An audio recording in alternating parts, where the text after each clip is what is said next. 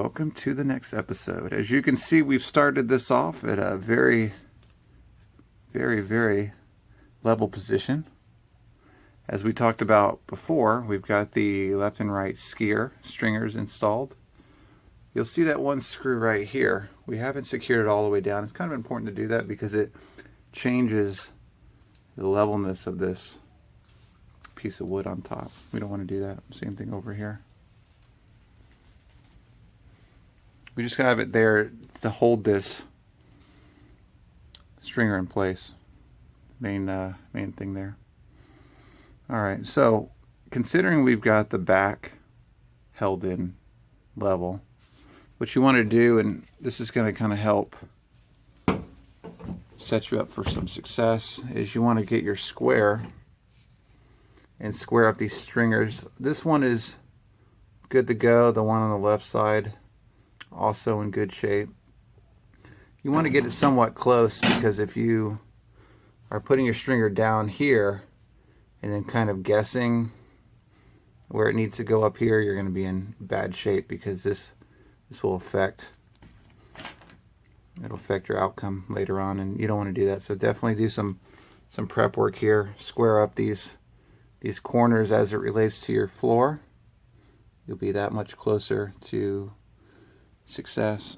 Let's go to the front. Let me show you what I've done, because you can see we need to somehow mechanically bind the front stringer to the other portion of the ski locker stringer. We got to do that as well, so I'll show you what I've done. And here we are. So I took two pieces of 3/4 inch plywood, and I cut them out 4x4, and I marked 2 inches on both sides here. Let's see, somewhere over here. Yep, there we go. And what we're going to do here is you want to make sure that this line, because if you notice, we didn't put any kind of Kevlar on the top up here. We will on the inside, but we didn't over here. It's kind of on purpose. You'll notice this is a very straight edge on top. So what we're going to do is we're going to make sure that that is good and flush. Then we're going to take our stainless steel screws, and from the opposite direction we're going to drive it through this 3/4 and into this. And what that's going to do is it's going to give us a backing to hold this stringer up against. It's going to create success in the way that it will give it some ability to hold itself. It'll also, not only for the force of something hitting it this direction, it'll also give us a straight edge, so we know exactly where to line this one up to. This one, believe it or not, is just about good to go. It's off by maybe, I don't know, this may need to come up like 1/8 of an inch, something like that, but it's very close. But we just want to make sure, if when we are working in here and we're applying the peanut butter in here, if we do happen to hit it, we don't want to take the risk of this not being perfectly square and on top and all that business. We want to make sure everything is good, so when we put this flooring in, it's not going to have any issue. So that's going to be the main point here. Alright, so on that note, okay, we'll take our the single 3/4 inch sheet. I'm going to go ahead and fasten it with 2 of these exterior, if you're wondering what I'm using, exterior screws, 1 5/8. These are great. You can actually, I've filled this whole container full of water before and let it sit outside for about 2 or 3 weeks, and there's no rust in here. So bottom line is, if you're going to use stainless steel screws, these are going to be the ones to use for sure. Alright, so fast forward. We've installed the 4x4 piece, keeping this upper piece butted up against the bottom of the marine grade plywood, and also secured very well up against the existing stringer. You'll see we've got some protruding stainless steel screws coming out. It's probably not a bad idea to nip those off If you are going to take and put a piece of Kevlar over top of this or fiberglass, it won't lay correctly with these screws sticking out. So that's something to consider. You may need to take your oscillating saw and slice those off. You could technically use a grinder as well. It'll cut it off as well. So just some ideas. When you go to secure your plywood, your flooring, one of the things you can keep in mind too is you'll be able to secure the top of it using this one.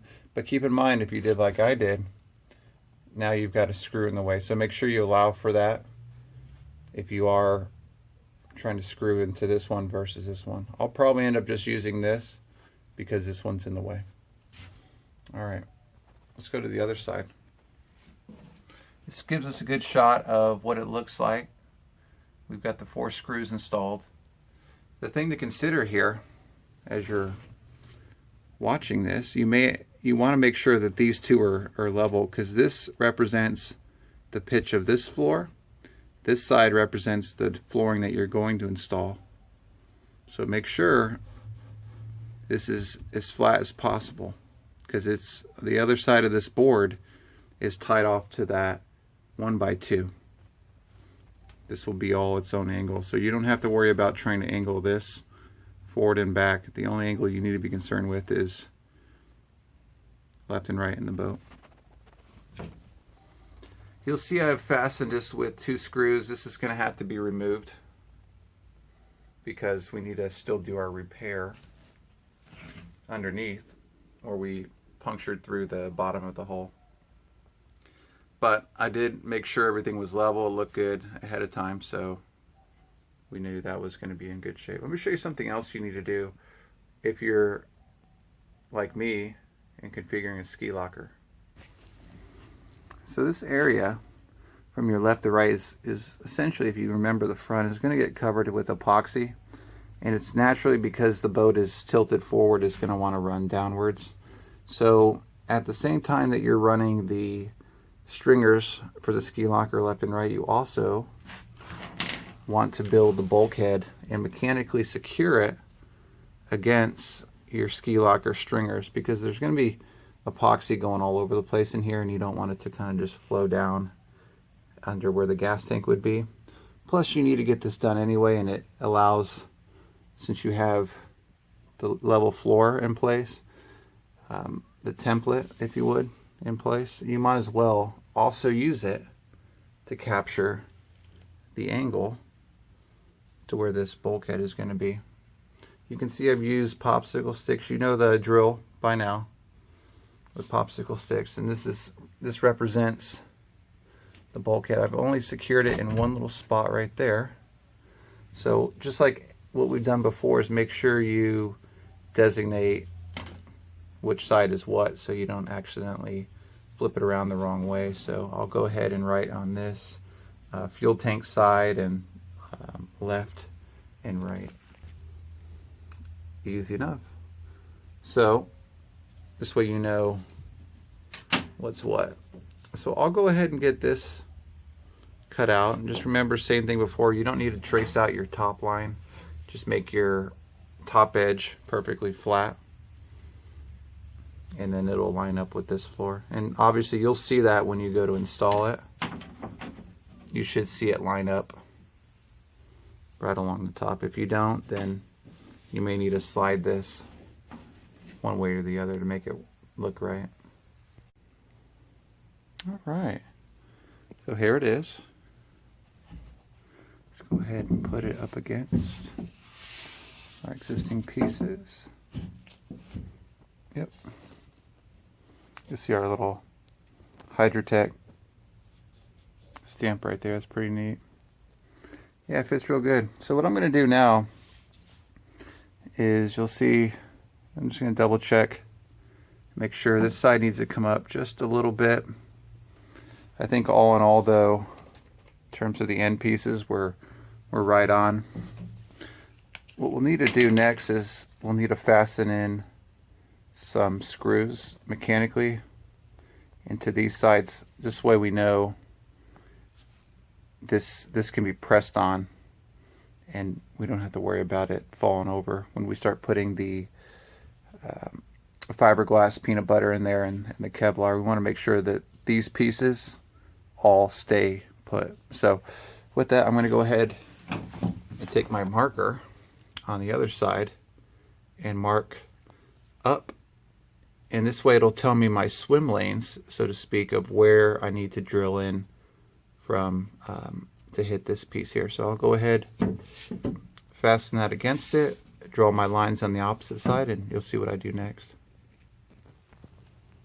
Okay, and we'll go ahead and rotate this down, and there you go. You'll see our little holes that we did here, and what you can do is you just take your drill, and you'll probably be fine. I'd say 2. You could do 3 in here. 3 would kind of be overkill, but if you think about it, think about your skis being in here, and then as you take off, it's constantly banging up against this piece. So 3 screws probably wouldn't be the worst idea. All right, so what I did here was I went ahead and drove in 2 stainless steel screws, and you can see our little Hydrotech symbol there. We obviously used a corner piece. The other thing is, you can see we've got level right there, and then also level on this piece, just to make sure, because you never know. You want to make sure all your stuff is level, so constantly be considering that as you're completing this part of the process, because you always want to keep things either square or level, and it doesn't hurt to double check, because when you get that flooring installed, you can have some bows in it. Probably won't see it so much, but it's a good, it's a good best practice to keep everything as level as possible as you're moving along, especially with the stringers. Okay, so normally what you'll do from here is you'll go ahead and apply the peanut butter along the edges. Let that dry, same thing around here.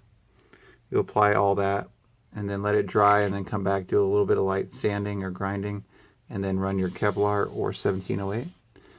What I'm going to do in my case, because I have the crack underneath there, is I need to pull this piece out again and fix the crack. I'm going to run probably 2 layers of Kevlar underneath it, and then you'll have another layer of Kevlar on your tabbing on both sides. So you'll see that as the video progresses here, you're going to see the Kevlar underneath it first, and that's to make that repair. Probably 10 ounces or 2 sheets likely to fix that. And then we'll come back and finish putting in the peanut butter along the edges. This side on the right probably won't need as much because of how much Kevlar we're going to use on that edge, but we'll see how it goes. So just so you know, as you're watching the video, say, why is there Kevlar over there already? And that's why. Another consideration you need to make is when you start applying your epoxy resin, 1708 fiberglass, this area is going to get full of epoxy or polyester resin. And what it's probably going to do is, if you're trying to do anything else for the day, it's going to kind of hinder it. You could, in my case, kind of continue working backwards and make the surroundings for the fuel tank. You could do that.